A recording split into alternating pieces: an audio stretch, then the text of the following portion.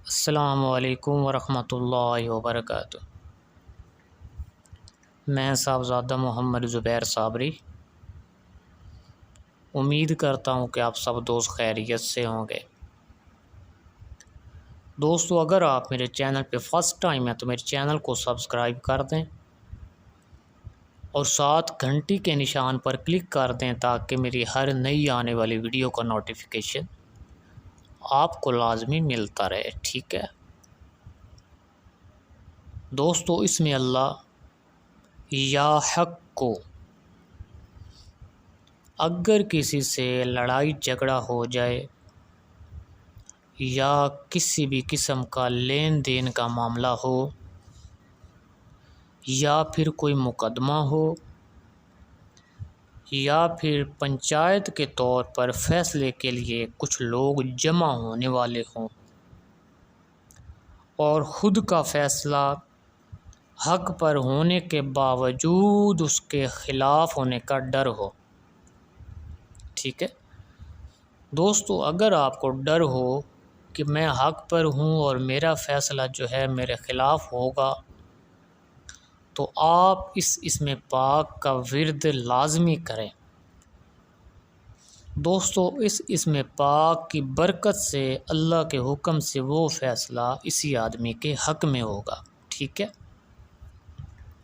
شیخ مغربی رحمۃ اللہ علیہ تحریر فرماتے ہیں کہ اگر کوئی چیز گم ہو جائے تو ایک کاغذ لیں اور کاغذ کے چاروں کونوں پر اس چیز کا نام لکھیں جو چیز گم ہوئی ہے، ٹھیک ہے؟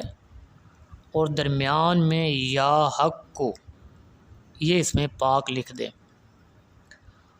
اور اس میں مزید اضافہ فرما کے بتایا گیا ہے کہ اس کاغذ کو اپنی ہتھیلی پر رکھ کر دونوں ہاتھوں کو اس طرح اٹھائے جس طرح انسان دعا کرتا ہے اور اپنی نظر آسمان کی جانب کر دے، ٹھیک ہے دوستو؟ یہ عمل کرنے سے یا تو اس کو وہ گم شدہ چیز مل جائے گی یا اس کی خبر مل جائے گی۔ اگر گم شدہ چیز نہ ملے اور اس کی خبر بھی نہ ملے تو اللہ پاک اس سے بہتر لازمی آپ کو عطا کرے گا، ٹھیک ہے؟ اور اس کی دوسری تفصیل یہ ہے کہ اگر کوئی آدمی قید ہو چکا ہو جیل میں بلا وجہ بے گناہ تو اس کو چاہیے کہ آدھی رات کو تازہ غسل کر کے اور اپنے سر کو ننگا کر کے، یعنی سر پر کوئی چیز نہ ہو، ٹھیک ہے، آسمان کے نیچے بیٹھے، اوپر کوئی سایہ نہ ہو، تو دوستو وہ آدمی اس اسم پاک کو صرف 108 مرتبہ پڑھ دے تو اللہ کے حکم سے اس کی رہائی کا انتظام ہو جائے گا۔